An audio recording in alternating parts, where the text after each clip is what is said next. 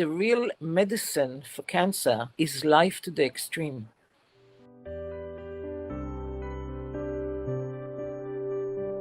Here we are. We are live. Good evening from Israel, and good morning, my wonderful host, Rose Hoyi. Boker Tov, good morning. Good morning, Tova. This morning, we're introducing Gila.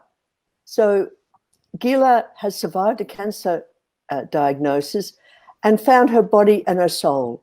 So she will tell us more about herself in a few moments.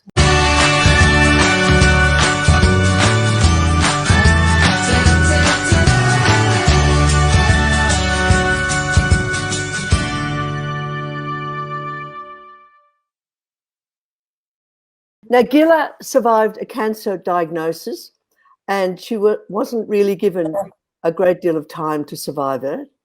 And she turned her life around, and now she wants to share her story.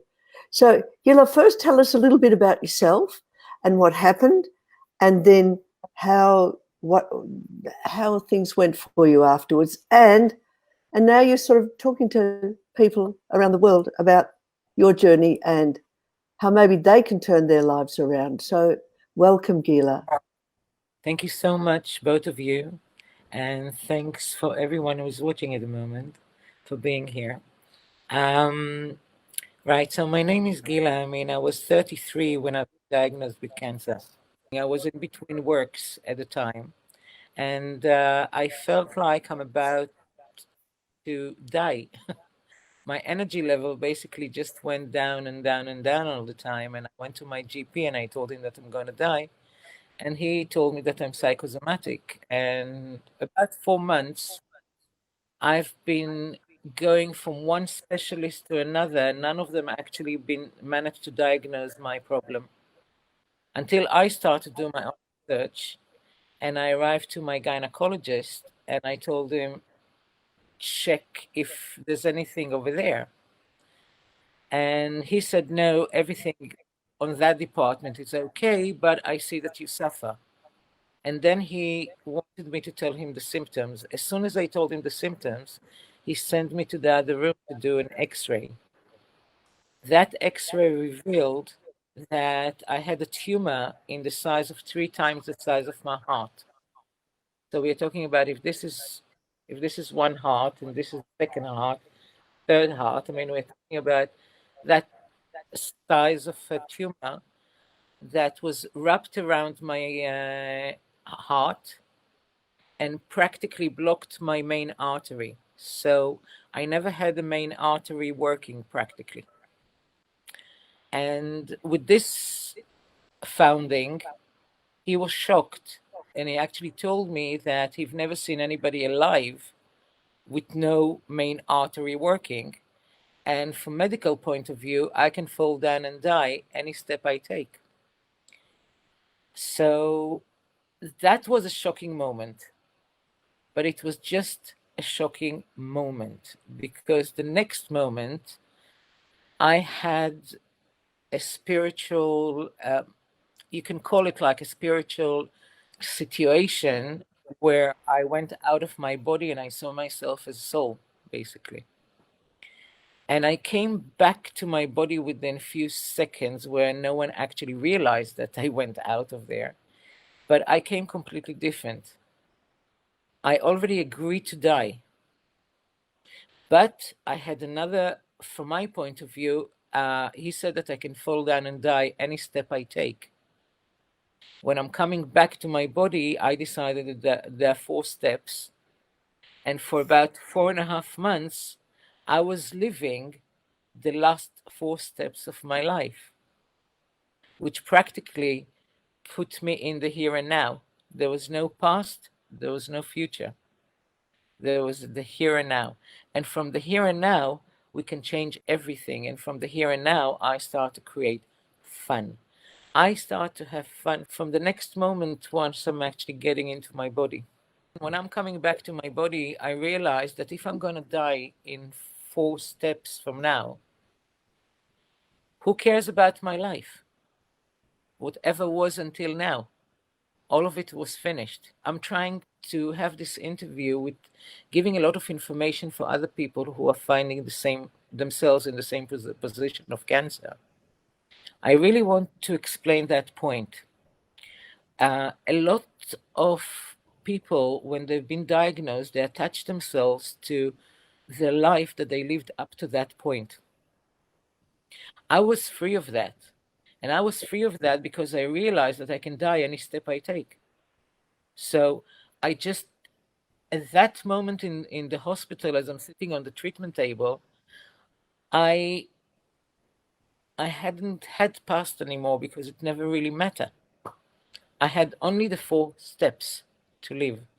Just then, another thing happened. I actually approached my inner self and my inner child and my soul, really, because I mean, inner child and all the rest of it is really our soul.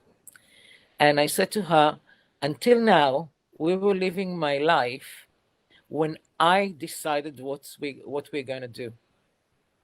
And you were really in prison. You were not allowed to be yourself. In the last 4 steps of my life, I give you the last 4 step net for you. This is your journey. You go, you enjoy yourself, girl. You're free. The next question was, what do you feel like? What do you want to do? And she said, I want a joint. So I jumped off the table, the treatment table, and the doctor was shocked. I mean, he became white. And he's asking me, where the hell are you going? And I said to my drug dealer, I need a joint.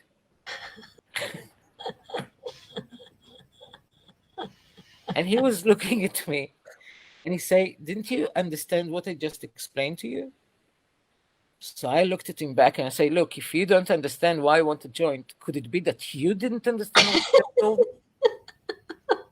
Because if I'm gonna die, can I have the last can I have the last joint, basically? And from that point onwards, everything rolled very, very fast.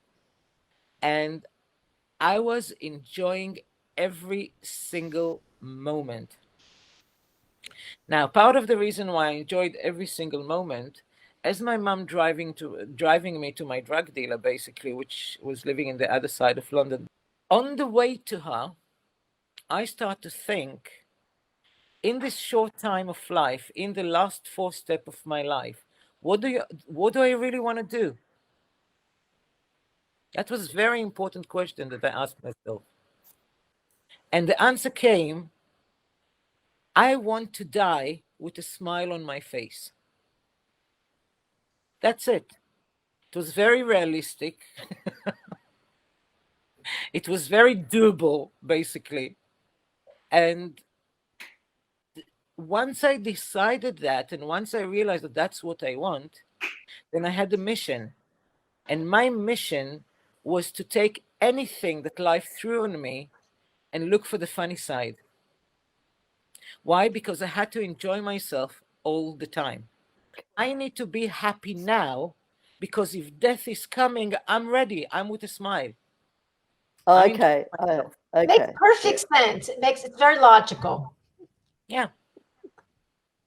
And to tell you the honest truth, there's a huge secret in that.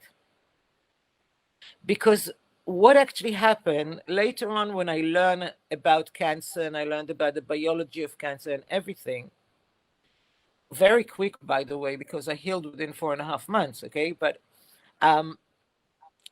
when I learned about all of this, what you really need to do in order to heal and in order to help your body heal the cancer, you just need to raise your vibrations. You need to be happy. This is not people's first reaction, and usually it's the opposite, and then their whole chemical nature begins to shift, and they begin to create a neural pathway that says, this is bad, this is terrible, this is wrong, I'm a victim. So already you're shifting the consciousness, but it's not easy. So let's just continue. It's not easy. It's just, I was lucky.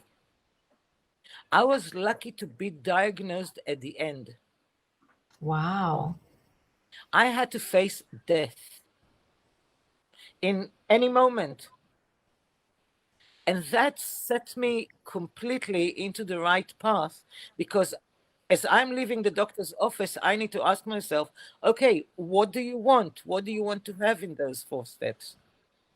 Because it was very real. For 4.5 months, I was in my consciousness, I was walking the last few steps of my life.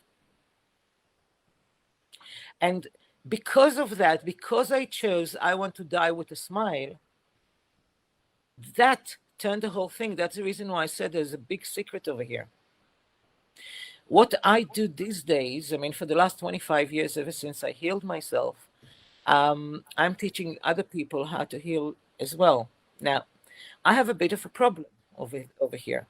Why? Because most of people who've been diagnosed with cancer really want to take the subject of death really very far away from them. They hardly want to deal with that. They hardly want to talk about it. So what actually happened? The biggest teacher, I mean, if I'm looking at my experience with cancer, the biggest teacher is not cancer. The biggest teacher it's his cousin that comes with it, which called death. So true. What about fear? It's the fear of death. It's the fear of all the things. And that's part of the reason why in the middle of my workshop, which I'm giving to people, we going through the step, which I'm calling it to accept to die. As long as you're not accepting dying, you cannot really live fully. It's a magic thing. I call it like, this kind of box of medicine, which have this trigger against children, so children won't be able to open. Yeah, like a lock, a safety lock. Safety lock, exactly. And you need to push it down in order to open it. Like you're going exactly the opposite way in order to open it. Down to open it. Exactly. Clever. And that's exactly what I'm doing with the people who I'm teaching.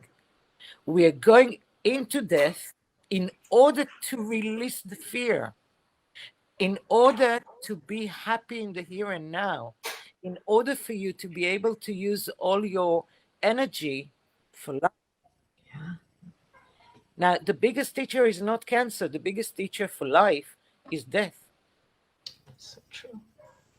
And true. Now, because that's the reason why I call myself lucky. Why? Because I had to deal, the first thing I need to deal was not with cancer. I needed to deal with my death, which is coming. The death is the biggest teacher, and that's whom I received most of the wisdom from. Also, another thing, people don't realize it, but very, very close to, if you have a big darkness next to it, even the lightest light, the smallest light, will be big. It's extreme. Okay. Contrast, exactly. Artist knows Yeah. it. Like artist using it, like next to the white, you will have the black, in order to create that contrast, so we can actually see it better. And it's the same thing with death. What actually happens? We don't really die. We have one part of us which never really dies, which called our soul.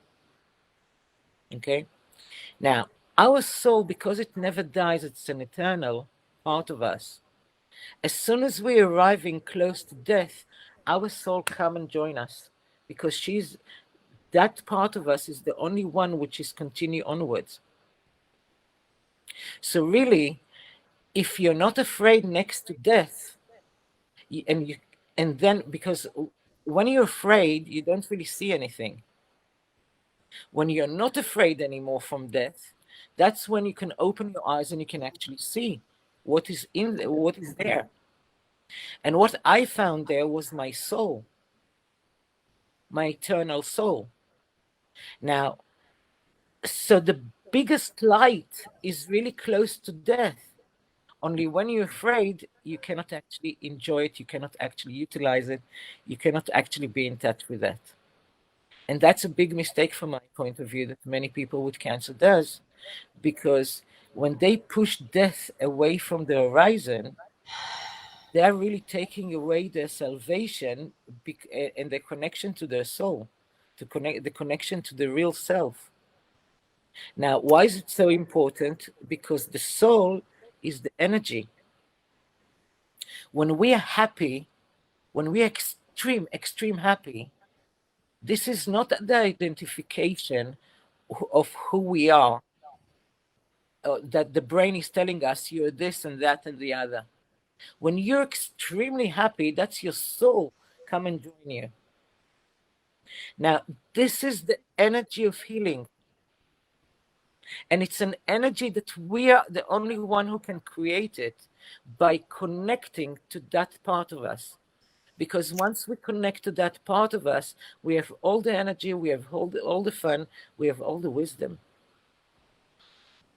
And all of this, wait for them very, very close to death. So why wait until death? Well, let's just do the journey into accepting dying and learning from the master of life. Your story was unusual because of the bypass. Can you go back there? Because that's just, when somebody understands that about their human body and the capability, that's joyful. And that's like, wow, I got reason to live. My body's an amazing, amazing, amazing, tool. It's an amazing energy that I want to honor. So don't forget that by that stage, I'm already connected to my soul. Right. I let my soul free. Right. And not only that, I tell her, you go and do whatever you want, kid. And I'm the grown-up, the brain, basically, who are used to deal with the society. I will look after you. I will clear your way. Okay? So there's another secret over here, because every little thing like that, don't forget that I'm already connected to my soul. So I'm already aligning myself. I never even got out of the doctor's office and I'm already aligned. I couldn't see it at the time. I could see it only when I'm looking backwards at what happened there, because everything happened so fast. What actually I did in that point, when I'm actually telling my brain to look after my soul and to give freedom to my soul, I'm employing the brain into helping the eternal part. It doesn't disturb me anymore. It's become part of the unit, part of the crew of healing. Gila, can you describe on a daily basis, what does it mean? This joy is an inner joy, and I'm wondering how you actually display it on the outside. Put it that way. I'm laughing, I'm enjoying myself. When I'm arriving to my drug dealer, I'm telling her, give me all the joints that you have, give me all the stuff that you have. And she say, why? I said, because I've just been diagnosed with cancer. And I'm laughing and I'm smiling and I'm hugging her and all the rest of it. And she says, so why are you happy? So I'm looking at her, why? Will it help me if I'll be sad? Excellent. Good. So logical. Yeah. I mean, it's almost like we're not saying it to like put down people who are sad. It's like your reaction, your response was like a reality. It was like you weren't fighting with reality. We all I tend accepted. defenses and fight. Like, wait a minute, I gotta fight. No, you can't be true. Don't tell me that, doctor. Let's have a second opinion. I'm about to die. It doesn't matter if it's called cancer or anything else. I mean, I don't have main artery working. I don't have blood into my brain. Okay. So that's the reality. Once I accepted death, that's it. I'm not fighting with it no more. But because I'm not fighting with it, and because I'm releasing my inner child, which is my soul, all the wisdom, all the faculties, all the information is there. I'm aligned. And I'm aligned to the essence of me. And the essence of us is happy. Okay? And I'm already aligned to that. And don't forget that on the way to my wonderful lady, uh, who gave me the drugs, um, I'm already deciding that I want to die with a smile on my face. So I'm already aligned. So everything, like it happens so fast, because when you're aligned, things happening so fast. And that brings me into your question, Rose, because I start to deal with the brain and the soul. In the third module of my workshop, I'm actually taking people into the 3 drivers that we have inside. One of the drivers is our brain. I call him the most primitive driver, by the way. Okay. The second driver that we have is our soul, or inner child, or high soul, or the high master, or the inner voice, or whatever. All of those are in the same line of the soul, basically. All of those terminology, basically. The third driver is our body. Okay. Now, when I actually look at how cancer happened because the 3 drivers didn't work together in harmony. I'm living in London at the moment, and in the underground, whenever you go to the underground, you hear that guy who is saying, mind the gap, mind the gap. Everybody's everybody's talking about cancer. Yes, cancer, no cancer. Yes, cells, no cells. No one talking about the gap that happens in how we work from our inside with the 3 drivers. We are a society, we call the modern society. The modern society, it's a brain society. The brain is running it. Now, who is this brain? Because compare to the 3 drivers, I mean, if you put him in comparison, the soul is connected to the whole universe. It has the information of the whole universe. Right here and now. If you just know how to communicate with it. With that part which is you, which is the essence of you. Your body, every DNA, every cell have DNA. Every DNA have the information of all your reincarnation, if you believe in that. The more I learned about the body, I learned that this machine is incredible. And I kept on admiring the architect. It's almost impossible to learn biology without admiring the architect. He created us a body that works without really, I mean, we're just interfering with the work of the body. That's true. If we learn really how the body is working, I mean, he doesn't tell us, he doesn't even want us to think or remember to breathe. He doesn't even trust us. If we will have to remember to breathe, we will die a million times a day. It's so beautiful. It's so true. It's sad. It's true. So the architect created diaphragm, like, you don't have any other choice. You breathe. The amounts of harmony in how the body is working, it's incredible. Now, I just talked about the soul, and I talked about the body, and now I've talked about the brain. Who is the brain? What information does it have? The brain have information as old as you are. When we are born into this life, it's as if we have an empty computer. It's as if you go to the shop and you buy a computer. Yes, you have computer at home, but it's empty. You need to put stuff into it in order for it to work. And that's exactly what happened with the brain. We're coming with empty brain practically. And now, for the first 3 years of our life, we start to create synopsis, which start to create the map of our brain. It's creating the map of our reality. How do we create it? if you look at children, and every mother will know it, she needs to read the same book again and again and again and again, and repetition creating that. Now, in the age of 3, we have another problem. We start to recognize us in the mirror as us.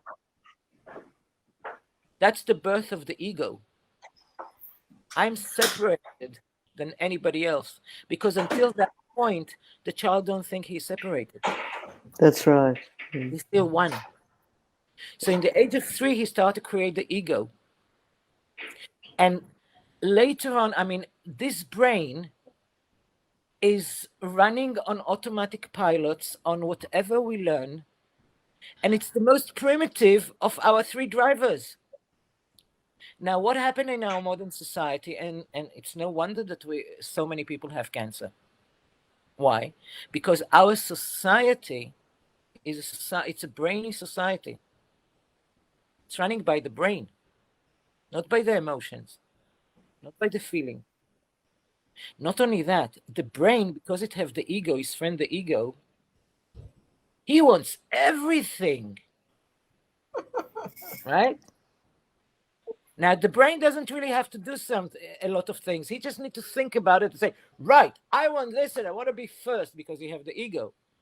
Who needs to do that? The body. The body becomes the slave of our brain. Now, the brain doesn't like our soul because we call it inner child. It's not a child. It's a child-like. I don't like to call it inner child. I like to call it, yeah, childlike. It's so appropriate. Yeah. Why? Because it's the most clever, but because it's free and because it haven't got time, it's a childlike. It's not predictable. It doesn't talk about the future. It haven't got future. It doesn't have past. Because it's in the moment, exactly like a 3-year-old kid. But it's not a 3-year-old kid in the faculties and understanding or knowledge, because there is the highest knowledge around. Right. Now, the brain doesn't like it. Why? It's the same thing if you need to go to work every day with a 2-year-old kid. If you need to go even to see your bank manager with a 2-year-old kid, he will drive you crazy. You won't be able to do the meeting. Why? He will take the attention. He's unpredictable and all the rest of it. So what do we do with the children? We put them with a babysitter and we go to the bank manager with our brain. Okay? So the brain doesn't like the inner child or the childlike soul, and he's locking it. He's saying, no, you cannot do this, and no, you cannot do that. If my soul will say, I want to do this and this, my brain will say, you can't. We need to do this and this and that, and we don't have time, we don't have this. And that's the conflict. That's the conflict. Exactly. That's the gap. That's the gap. That's the gap. And who is suffering the most? Our body. It's indicating from here to doomsdays, but we're living in a society that tells us that there's nothing inside us. If you have any problem, you need to go to somebody external than you. We have experts, we have doctors, we have psychologists. We can fix anything but from the outside. You cannot fix it yourself. Excuse me? I'm the driver of this vehicle. And I have another 2 drivers which no one told me about. Right? So all of this is happening and our body is indicating to us. No one even told us about it. We just know when he's indicating when he's hungry, when he needs to go to the toilet or stuff like that. That's it. Excuse me. We have an intelligent body over here that indicates you all the time where he is. And we're just like blind and deaf. We don't hear, we don't listen. We're too busy making schedule of our brain about what he needs to achieve and where he needs to go. And that's the basic problem. Now, because I was in a very special situation, why special situation? The doctors in my state didn't even believe that I will arrive to the biopsy, let alone to the treatment. It was a non-Hodgkin's. In 1995, now they know how to deal with non-Hodgkin's. In 1995, there was not really proper drugs, tested drugs for non-Hodgkin's. For Hodgkin's, they had. For non-Hodgkin's, they didn't. So I was basically a test bunny, okay, for their treatments. And I'm not a bunny of anyone. If I'm a bunny of anything, a test bunny, I'm going to be mine. And that's what I did. I'm sitting and I'm taking chemo, and obviously the chemo is to turn it into chemo ecstasy in my brain. By the way, the treatments, the chemo never hurt my immune system. That's the reason why I designed the chemo ecstasy, in order to protect my immune system.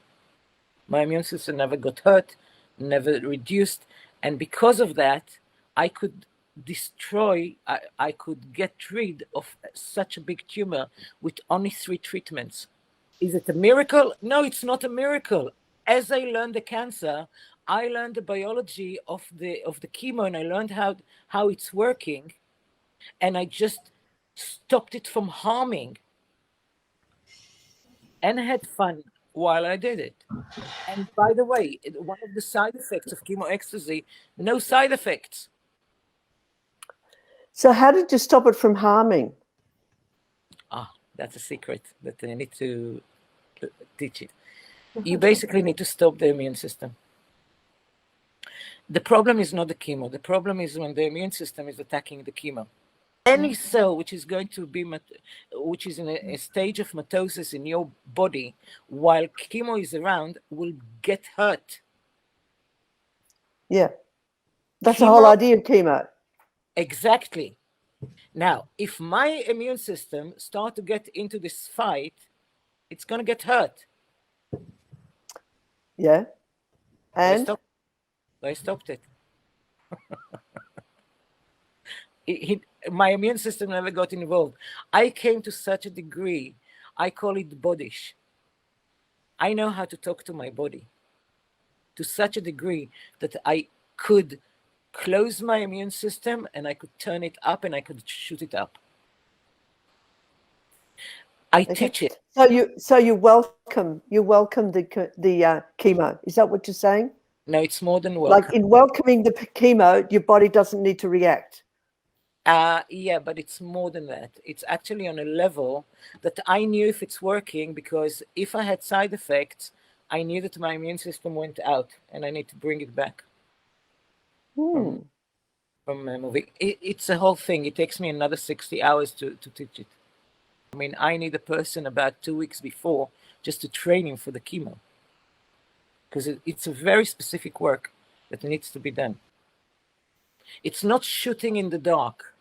It's really learning. When I'm teaching chemo ecstasy, the reason why it takes me so long, it's because I need to explain exactly how, we need to know exactly how the chemo works. We need to understand exactly the problem of the chemo, and then we need to start to have conversation with our body. We need to learn bodish. Okay, and we need to learn how to do all of that. There's a lot to do. There's a lot to train before a person goes to chemo. It's not like just give your vein. No, because if you give your vein and you're not prepared, your immune system is going to be harmed. As simple as that. I learned how chemo works. I learned how cancer works. It has nothing to do with the symptom. It have everything to do with your immune system, and your immune system have everything to do with your emotion. And that's the reason why in the beginning I say the secret was that I accepted to die. Because once I accepted to die, I never fought anymore. I could be happy. The more, and because if I'm going to die, I want to die with a smile. That decision, I was creating energy for my immune system all the time. You need to be happy to the extreme. Now, in order to be happy to the extreme, you cannot follow anybody else's steps. Whatever makes me happy will not make you happy. Yeah.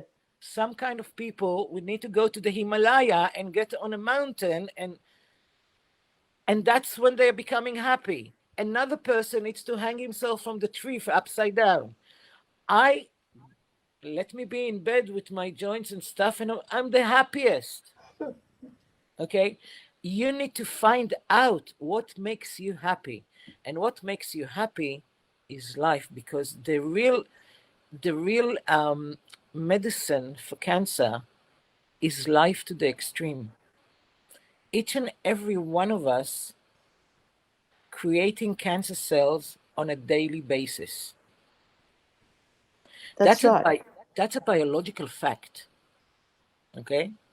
Now, the reason why I don't have cancer is because my immune system are dealing with my cancer cells on a daily basis. Everybody is asking where the cancer came from. Excuse me, it's not even the right question. The right question would be, what happened to my immune system that it stopped dealing with those cells when they were small, when they were yet accumulating? Now that the tumor is big, even 5 millimeters of tumor, we are talking about few millions of cells. Okay? Don't forget that cell is something we don't see in a naked eye.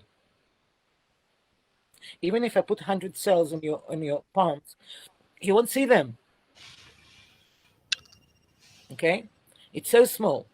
Now, what actually happens is the real question is, what happened to my immune system that stopped dealing with those cells?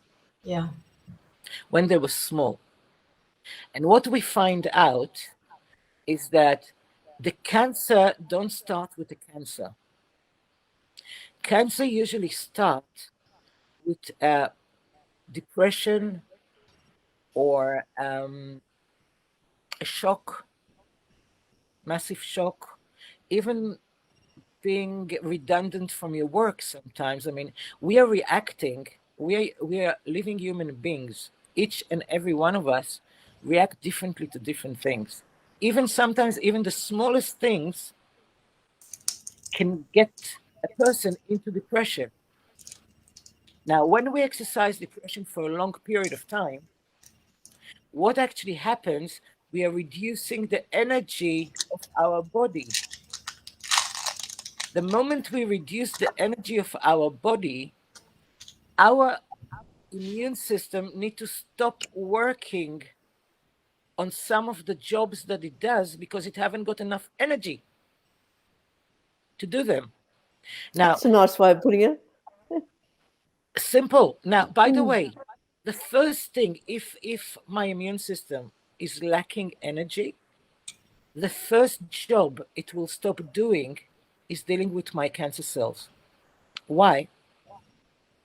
Because the dealing with the cancer cells, it's a daily work for my immune system. It's the most natural thing that my immune system does on a daily basis. The moment it doesn't have the energy, it will rather send the extra energy that they still have to the other side of the immune system, which deal with things that come from the outside, germs and all the rest of it. This is much more important work for our body to do in case it's on a lower energy force than actually dealing with cancer cells, because cancer cells is part of the inside part of the body.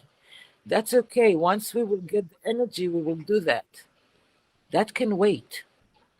I want to say one thing to our listeners. If anybody, to take away, a take home insight, which of course is something Rose and I talk about, it's something Dr. Sarner talks about. The knowledge is power. The knowledge that you developed, forget the happiness and the joy, and that you decided that you were going to be in partnership with your life and your death, and what gave you happiness was to know what's going on. and we talk to people, it's so true to know about their arthritis, to know about their headache, to understand the neuro, like you, it's so it's not natural, because people, they separate themselves from the knowledge, but it becomes the way you're talking about it. Is it right, Rose? It almost sounds like it's a natural a step you would take to become knowledgeable about your, what's happening. It makes sense, but it's not the first thing people do, and yet it's a very important tool for healing. It's the basics that every person with cancer needs to know. I'm not a healer. I'm not a therapist. I'm not even pretend to heal people. If they want to heal themselves, they need to come to me and I will teach them. It will take about 60 hours or more, but I will teach them everything they need to know until they start to. I'm not going to tell them what to do, by the way. I never do. I will teach them how to speak to their body and how to speak to their soul. Those two parts give them the exact information that they need to know. My workshop is basically three modules. The first one, we start with biology. We end the first module when I'm connecting biology to emotions. Okay? Every part of every emotion that we have can either create energy or draw energy down from our body. The second module, we are talking about the fears. Because before we go into the inner work of the three drivers, we need to stop the fears. The fears will disturb you. Why? Because fear is the food of cancer. People don't realize that. When we are afraid, cancer is happy. Fear draws down our energy, our life energy. Whatever draws down our life energy helps the cancer grows, because if we are reducing the energy, we are reducing our immune system. The moment we reduce our immune system, it's just like you take off the cops from the streets, the thieves are happy. Good analogy. And the cancer is an energetic thief. Cancer is just a silly cell that all the things that it wants to do is to grab energy, steal energy, and multiply. and multiply. Reproduce. Yeah, that's what he does. That's the only thing he do. Okay, so why are we fighting with it? We just need to give the energy to our immune system to come back to do its job. So what I'm saying cancer did not start with a cell. Cancer started when we, without us knowing it, were living for a long period of time. And by the way, this is what I'm underlying from the sentence: long period of time. We are very adaptable.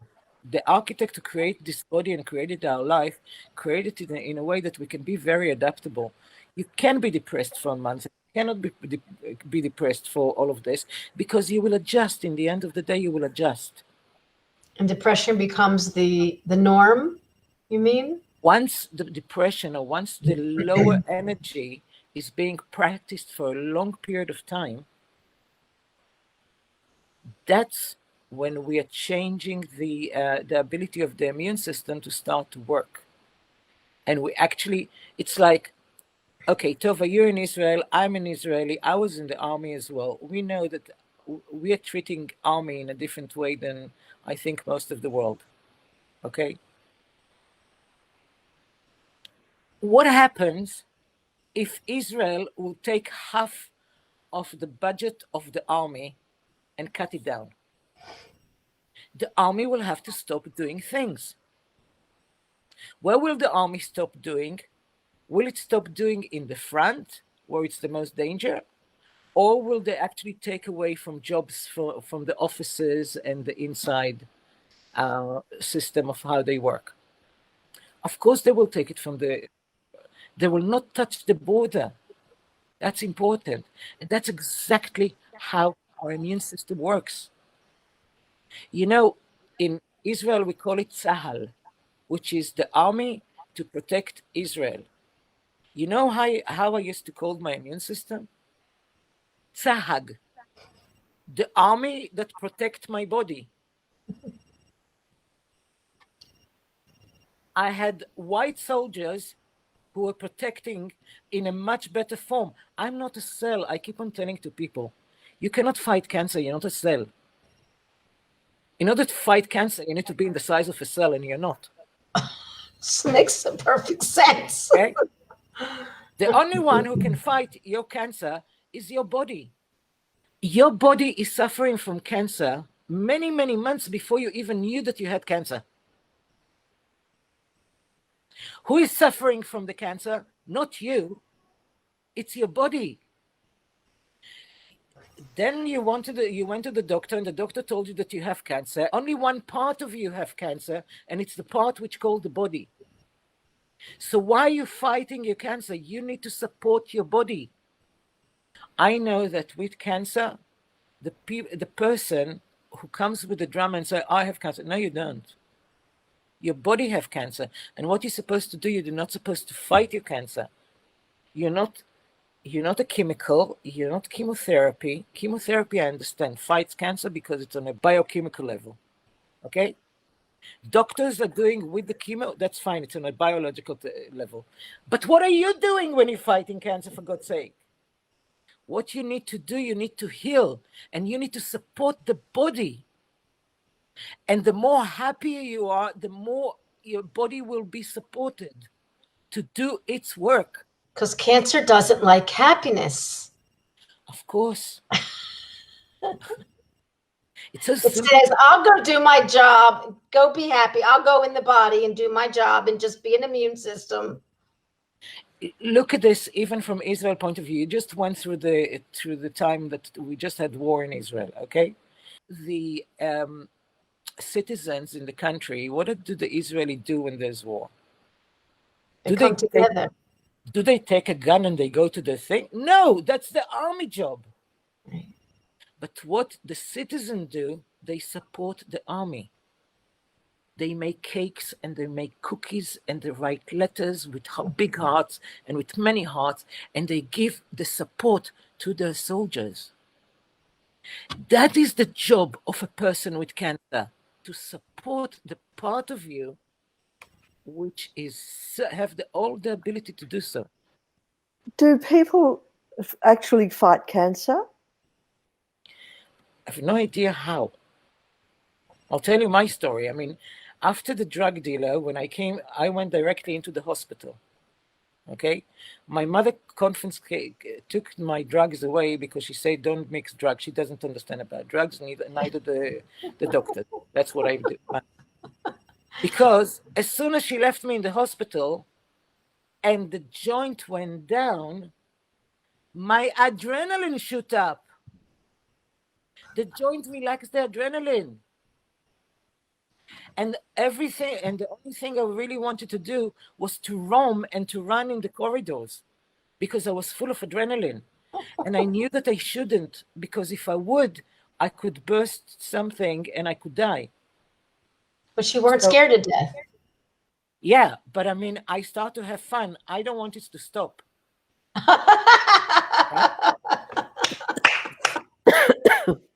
That's the reason why I healed, because I had fun. Let's continue with the fun. Now, I was in a borrowed time. I wasn't living my life or anybody else's life. I was in a borrowed time, and in a borrowed time, you're free. I missed my cancer for years because of the freedom I had in it. People don't realize it and they don't understand it. Okay? Yeah. Now, so as I'm sitting over there in the hospital and I realize that I cannot roam the corridors, I started to ask myself, what should I do? Now, they're all talking about fighting cancer. So my brain gave me the information. You need to fight the cancer. I said, no problem. I'll fight the cancer. That was my first reaction. 2 seconds after, I find myself like this. And I'm looking at my fists, and I'm looking at the Rambo eyes, which I'm giving to the wall in front of me. what the hell are you doing? You just stressed your whole body. Yeah. That's the only thing you did. Cancer is not on the wall in front of you. Cancer is inside here. So unless you're going to punch yourself inside, you don't really fight anything. And then the next thought was, but every person with cancer which I've met up to that point said that he's fighting cancer. And then I came with the idea like, Gila, you're so stupid. Everybody knows how to fight cancer. You don't. Just leave it. And I did. Now, what happened when you don't chase something? You find it because you don't put the attention onto it. As soon as I say, you stupid, leave the idea, you don't know how to fight, the next thing happened, I have a sentence being dropped, practically dropped in my head. And the sentence said, know your enemy. Now, know the enemy start to sound so logical. And then I realized that's exactly why the doctors wanted me in the hospital. Why? Because they want to capture some cancer soldiers from my body and interrogating them under the light in a petri dish, you know? That's exactly what they do. They wanted to write a chapter in a book. They wanted to write a chapter in a book. No, before the doctors even start to fight the cancer, and the only people who do fight cancer are the doctors. Why? Because they are fighting on a cellular, on a biochemical level. They're trying to be the immune system, but my immune system is doing it much better. So what actually happens once I realized that, from that moment onwards, when I stopped fighting and I start to learn my cancer, I start to create a list what cancer likes and what cancer hates. It's so easy to heal cancer, seriously, because the only thing you need to do is the things that cancer hates. That's it. See, I'm applying this to every condition because a lot of our listeners have lots of different autoimmune diseases, and it's across the board. It's the same information. There's things that your headache likes and things that your arthritis likes and things that it doesn't. It makes sense, Rose, doesn't it? It's a practical, maybe like a practical way to understand. I'm gonna, when I'm depressed, my headache likes it. When I go out for a run, my headache doesn't like it, so it doesn't come back. Like it could be a very simple way people could maybe understand the new neural pathway. But you created a new neural pathway right away. It's not a new neural pathway. It's learning your drivers. I'm actually, in a funny way, I'm saying that I'm teaching people how to drive. Because until now, they didn't drive it correctly. Now let's learn. Once we start to learn about how to drive, we need to learn how the body works and how we can communicate with it. That's called bodish. We need to have conversation with our soul, because that's where the information and the guidance, the real guidance, is coming. And we need to learn how to stop the manipulation of the brain and to reduce the brain back to its real original state. We don't hate the brain. Yes, the brain took over and drove us to cancer. But the brain is very big part of the three drivers, and we need to drive the three of them in harmony. So we need to understand how the brain is working, and we need to reduce its work and to put him in the back seat. If I'll try to put the imagery, is as if I'm teaching them to sit in the driver's seat, to take off the brain from first of all, from the driver's Right. seat. The brain should not be driving. The brain should not be driving. Of course not. So we need to take the brain to the back seat. We need to sit on the driver's seat, and we need to take the inner child or the soul to sit on top of us, because we're going to drive it together. Now, the actual vehicle is the body. So we need to listen to it. We're listening more to our cars than we listen to our body. There are people that if the engine in their car will just go, immediately they will stop, they will check, they will realize. Our body can do all those kind of funny noises from here to doomsdays. No one listen. So true. Because And you don't they're not in touch with that. It's like what we're teaching, what we want people to know is like, so not only to have the knowledge, I'm just putting out these sort of tools, these insights, they'd have to have the knowledge. And, the one thing you said that Rosa says all the time, Rose is like, says all the time, we are made for love. And if we could stay with that basic, which place, part of you loves? my heart and soul. Your heart and soul. Can your brain love? If I tell it to. He will pretend that he does, because the brain doesn't have emotion. Well said. Brain is our computer. Brain is the tool that is over here in order to allow us to be around other people and to be in the reality which we called material reality. Okay? But because of the ego, he said, I'm the only one. Excuse me, but the brain and the ego are going to die the moment you stop breathing. And the body.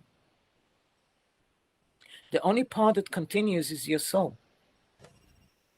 So why are you giving so much power to this brain? All the fear, by the way, all the fear of death is coming from our brain. So true. That's a take home.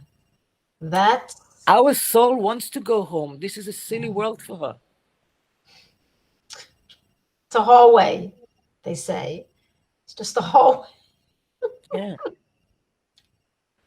A real place is at home.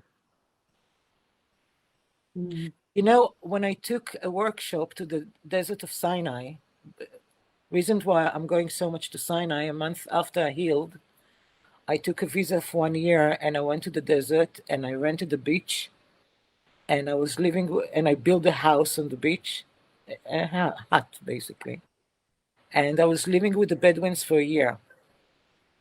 They're the most clever people I've ever met.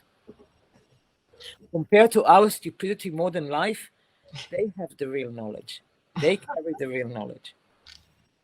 And it's true to anyone who is living in nature. Okay?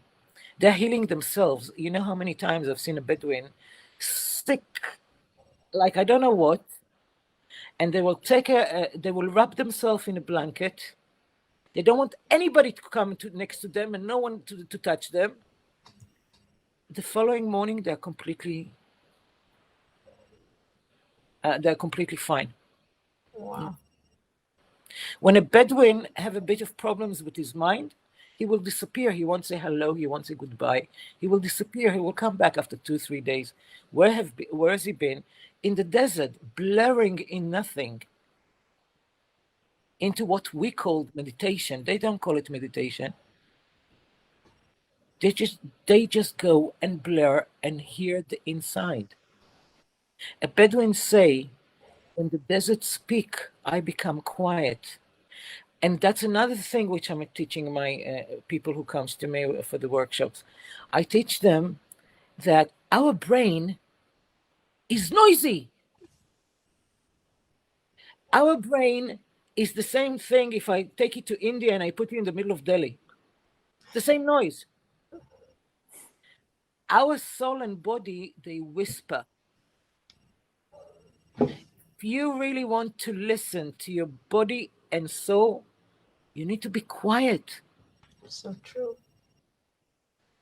The place where the cancer started was in the way we drove our emotions.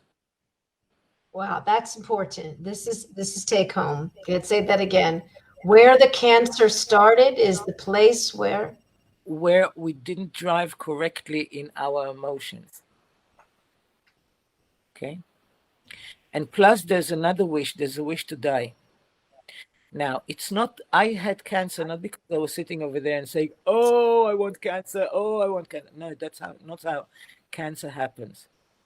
But if I wake up every day for a long period of time and say, oh, I don't want to wake up, I don't want to be here, I don't want this. This is a message to your subconscious that it's actually saying, I don't want to be here. That's what your subconscious hears. And your subconscious will find a way to create the cancer to give you the chance. You don't want to be here? Fine, let's go. Now, this is another part which I'm teaching. What are the messages that you give? Because we all the time give messages. Our subconscious listen to every single thing. Listen to every single word we say, every reaction that we have about what other people say, everything. We are being recorded. Now, the subconscious is taking the information and it's creating solutions for what it sees. Everybody's dealing with doctors and treatments and fighting cancer and blah, blah, blah. But no one really takes care about what is the message you give your subconscious now, in the here and now, after they've been diagnosed. Now, I learned that in cancer, we have two parasites, not one. The first parasite is the cancer. Why it's a parasite? Because it doesn't create its own energy. It's basically stealing energy from my body. That's the reason why we call it a parasite. Okay? The second parasite is worse. You know who is the second parasite? I discovered it was me. Mm-hmm. Why? Because I'm the one in charge of creating energy for my body to work. I'm the financer of the energy of my body. If our body haven't got energy, it cannot function. Now, when I know how to drive emotionally after my cancer, here for the last 25 years, I don't have cancer. How come? Do you think I wasn't depressed? For 15 years, I was crying every day. I was trying to get pregnant and I couldn't. How come I don't have cancer? It's because still, even though that I was depressed and I was going to all those places, I was giving the right message to my subconscious still in the same time. I don't have to operate. I don't need to be in healing mode. I was in healing mode for 4.5 months. I created a new driver, a new automatic pilot. Every 5 minutes for 4.5 months, every 5 minutes, I will, in the beginning, I need to close my eyes. Afterwards, I will just turn my attention to my body and I check if it's relaxed or if it's tensioned. If it's under tension, immediately I will relax it. How would you tell your body was tense? What would you feel? I will, in the beginning, I'm teaching this for other people and they're doing it all the time. Okay? One of them really took me seriously. The one person from Elat really took me seriously because I keep on saying, I did it without a watch. These days we have a watch. We can actually put a program that every 5 minutes can give you a certain noise in your computer that you travel with you everywhere. And she did it. She went and she found the application and she took it down. And every 5 minutes she had this kind of little nice voice. And when she heard that voice, she will close her eyes in the beginning. After about 3 days, you don't really need to close your eyes anymore to do that.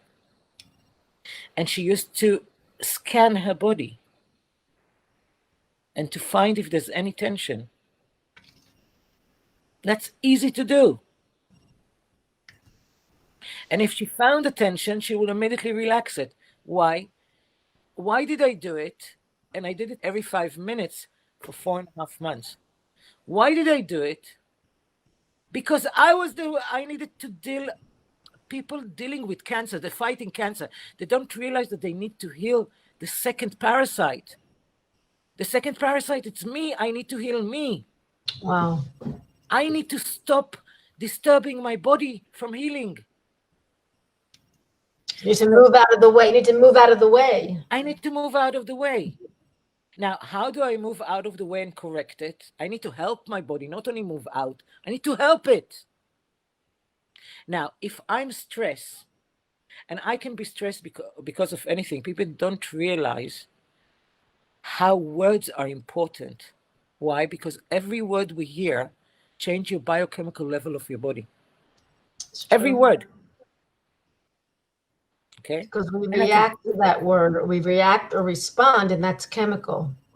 you can, and if it's giving you a good feeling, that word, you become open and relaxed. If it, let's say you don't like that word, your body will just react, and it will just lock in some areas, and the next word it will do exactly the same thing in different places.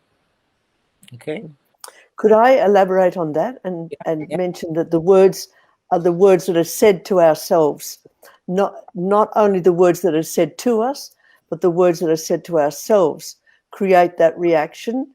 And Oh, then by being aware that you're doing it all the time, and it's almost like you're feeding those cruel words to yourself as though it's a good thing. And then, of course, the body then goes into tension, and then the backache happens, or the leg ache, or the shoulder pain, or the headache, etc., etc. So what Gila is saying is, by doing that body scan regularly and joyously, really, and seeing that your body can let go if your mind will be in tune with your body. I took it on all levels, but yes, you're right. Yeah, And I'm teaching it on all levels, because the yeah. first level is to recognize it. Then, if I had time in the same moment, I will go and find out what made me tense, Okay. because this is a clue to the belief system which I have in my mind. So you can Nicely take that, put. Yeah. so you can take that work as deep or as low as you want. This is your inner world. You can go as deep as you like, but I'm teaching you how you can actually find that information. Okay. So anyway, that Tamari from Elat, who decided to take that application and did it, she did it for 2 weeks. Her phone every 5 minutes go beep, give this kind of sound, and she used to do it. After 2 weeks, she's sending me a message. This is insane, she say. I'm so happy. I've never seen happier. I've never been happier in my life. Is this going to last? People don't realize, but when we stop, you see, you mentioned something very important. You said that if my body is tensed, I can release it on any part which I want. I can release it directly on the body, just telling, relax, Yeah. Let go. let go. Yeah. Okay. Now, Yeah. that created, because I did it for 4.5 months, it created an automatic pilot in me. And like a new pathway. You mean Yes. like Yes, new automatic pilot, because we don't realize we never really do things. We created automatic pilots to do things. Okay. Now, my new automatic pilot of after the cancer was I cannot go lower than a certain level of stress, because my body will scream. It got, because I took up the rough by the 4.5 months of exercising this.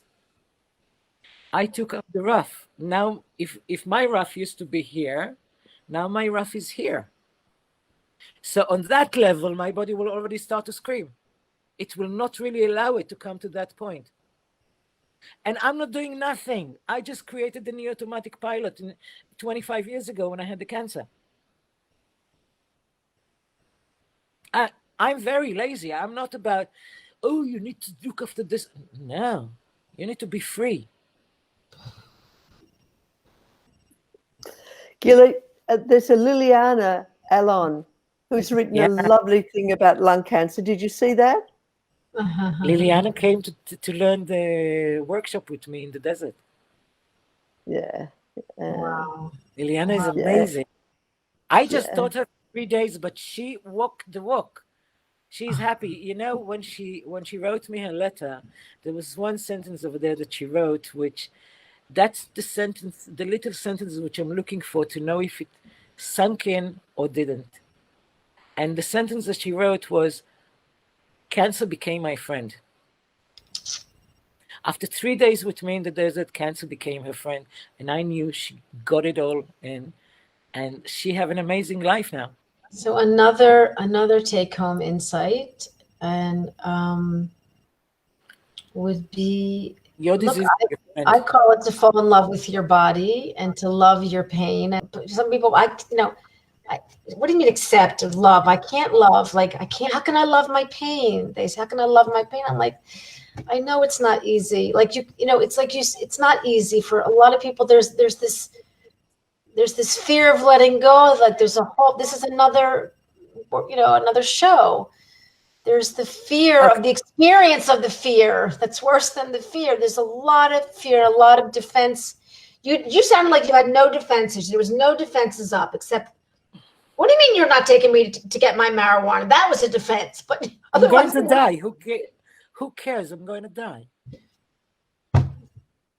The beautiful thing about death is that you're so clear when death is around. You're so clear about what you don't want to do ever again. And with this list, you know exactly what you do want to do. like the bucket list. That's it. There's no question about it no more. It's not like, yeah, no, maybe. You know. I wouldn't know. I wouldn't know. But that's the reason why I call it the biggest teacher. Death is a bigger teacher than the cancer. Yeah. So Wow. I'll give you just for you two, because you're dealing with other diseases, with other illnesses and pain. I will give you my reasoning why I loved my pain. Cancer did not create me any pain. What created me pain was the operations for the biopsy. They had to call a heart surgeon in order to take a small biopsy. He cut me twice. He cut me over here in the end of my neck, because I asked him not to leave signs of his job. And then he actually broke 2 or 3 ribs in my chest in order to get over there. And even then he said, I just went and I took a little bit and I ran away because I could kill you. Why he could kill me? Because that's exactly what Tova is waiting for it for almost all the interview. Because my body created bypass. All the little veins in my chest, he enlarged it and he created more in order to rush blood to the brain. Otherwise, I would die. By the way, that turned me into understanding the body. Because when I realized that, I said, my body knows what to do. Better than the doctor. The doctor was still searching. And what's beautiful, another take home, is the body's always searching to get better, for good, Always. to love. It's like, like it's made for love, that this is the body's path. This is its natural Body path. have 2 parts. And we need to realize both of them. The one path is exactly what you said. The body all the time balance whatever energy you have, and it does the best out of it, and is healing all the time. The second path that they have, if our body realizes that it cannot survive, it will shut off the system. And that's why it was so important for me to give all the time the message and the energy for my body, because if my body will collapse and come to that decision, it could actually stop everything. So that is the 2 things that we need to know. But I was talking about the pain. So anyway, when he cut my ribs, I don't know if anybody experienced cutting of bones. It's bloody hurtful. For your audience, I want to give the reasons why I loved my pain. I loved my pain because the few days which I had the pain, they were the days that I started to learn Bodish. Because I had the pain, I had to work together with my body to even move without pain. Right. Or to find a way to move with the least pain I could endure. Right. I could not do that exercise unless I had pain. You needed to have the pain to learn that. Yes. I love it. I'll tell you how I started. Because don't forget that even breathing was hurtful. Because if I had broken bones in my chest, even breathing is hurtful. Sure. Okay? My first exercise was to reach my hand to the table next to me in order to take the glass of water. That in itself, the first time, took me more than 25 minutes. Mm. Why? Because it wasn't the point of reaching the water. The point was to talk to my body and say, right, body, we're going to do that movement together. And you're going to direct me and show me the best way of doing that movement with the least pain. And you needed the pain to learn how to do that. If the pain wasn't there, I couldn't do that. Because when pain is not there, we do not feel our body. So powerful. We can only feel our body when it's painful. So pain can teach us mindfulness Of course. and awareness And body. and bodish. It can give you the exercise to learn how to speak to your body. And I'm telling you how I did it. I actually said, okay, body, we're going to do it together. I used to speak out loud, which used to make me laugh. And I used to say to my body, okay, let's try. Now, the screen is not big enough, so it was something like, okay, let's move this shoulder a little bit less. It was tiny, tiny movements. And on every little movement like that, I would ask my body, from here, or from here, or from here, or from here. And I wanted my body to show me the way to the water with the least pain I could endure. Wow. If I didn't have pain, I would never speak bodish. What a gift. Thank you, pain. Thank you, pain. Look, if you have nothing wrong with your body, you don't feel it at all. But if you have the littlest cut in your finger, suddenly your finger, you notice it. And the body only deals with one pain at a time. All of a sudden, one big thing will hurt, another thing will. So it's interesting. Exactly. Wow. You're not the typical person, and yet you're not a guru sitting on the mountain. You're not the Dalai Lama. What you have is accessible. It's not reachable. People can even, they say they can even start to do it and then have the habit. They don't have to even, they say, fake it till you make it. I believe in that. Seriously, this is the basic that every person with cancer needs to learn.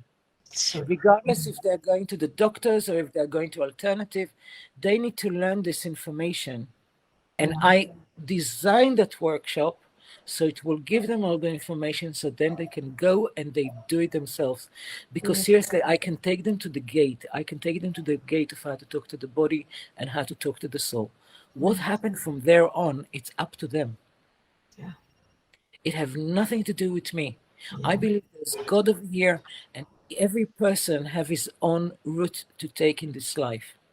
so true. And if you want to know your specific way to heal, you don't need to get this information from me or from anybody else outside of yourself. You need to take it from your body and your soul. They're the only correct places where you will have the best correct information for you. It was just wonderful to talk with you. And I know Rose and I enjoyed like whatever. I think Rose, this has been a really special show. To hear it from this end is just, I'm in awe. I'm in awe. And the beauty of it is like, it's accessible. I don't want any of this to scare people like, oh, No, it's accessible. It's right here for the taking. Milena, who is on the chat right now. Yes, hi, Milena. So good to see you, dearest. Yeah. Milena is an amazing woman from Sweden. that we just finished workshop with her, and she gave me a permission to expose it and shoot it all and record it. So very shortly on my website, we're going to put all the workshop that Milena took, which is about 60 hours of videos that will be available for people to purchase and to be able Wow, to learn. amazing. I love you, my dear. I'm so happy that we're in each other's life. And blessings to everyone. Have a wonderful evening. Have a wonderful rest of the night. And I love this star that we're on together. I'm really blessed. So thank you so much. All the best. Lala Tov.